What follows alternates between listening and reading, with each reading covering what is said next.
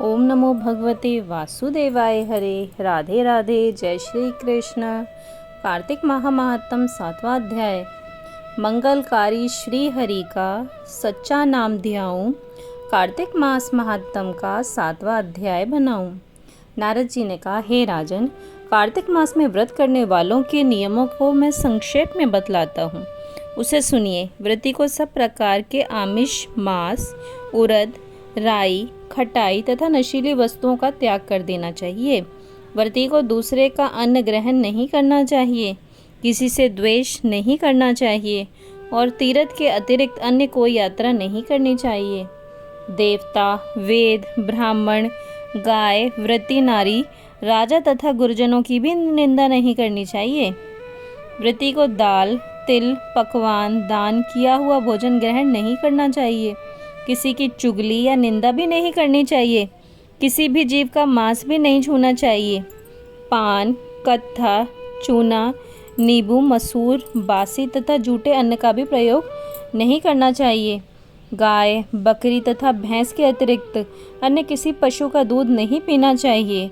कांस्य के पात्र में रखा हुआ पंचगव्य, बहुत छोटे घड़े का पानी अथवा केवल अपने ही पका हुआ अन्न का प्रयोग करना चाहिए। कार्तिक माह का व्रत करने वाले मनुष्य को सदैव ब्रह्मचर्य का पालन करना चाहिए। उसे धरती पर सोना चाहिए और दिन के चौथे पहर में केवल एक बार पत्तल में भोजन करना चाहिए। व्रती कार्तिक माह में केवल नरक चतुर्दशी, जिसे छोटी दिवाली भी कहा जाता है, के दिन ही शरीर पर तेल लगाना चाहिए। कार्तिक माह में व्रत करने वाले मनुष्य को सिंघाड़ा, प्याज, मट्ठा, गाजर, मूली, काशी फल, लौकी, तरबूज, इन वस्तुओं का प्रयोग नहीं करना चाहिए। रजस्वला, चांडाल, पापी, मलेच्छ, पतित, व्रतहीन, ब्राह्मण द्रोही और नास्तिकों से बातचीत नहीं करनी चाहिए। भगवान विष्णु को प्रसन्न करने के लिए अपनी शक्ति के अनुसार चंद्रायण आदि का व्रत करना चाहिए। उपयुक्त नियमों का पालन करना चाहिए। व्रती को प्रतिपदा को कुमड़ा, द्वितीया को कटहल, तृतीया को तरुणी स्त्री और चतुर्थी को मूली, पंचमी को बेल, षष्ठी को तरबूज, सप्तमी को आंवला, अष्टमी को नारियल, नवमी को मूली, दसवीं को लौकी, एकादशी को परवल, द्वादशी को बेर, त्रयोदशी को मट्ठा, चतुर्दशी को गाजर तथा पूर्णिमा को शाक का प्रयोग नहीं करना चाहिए। रविवार को आंवले का प्रयोग नहीं करना चाहिए।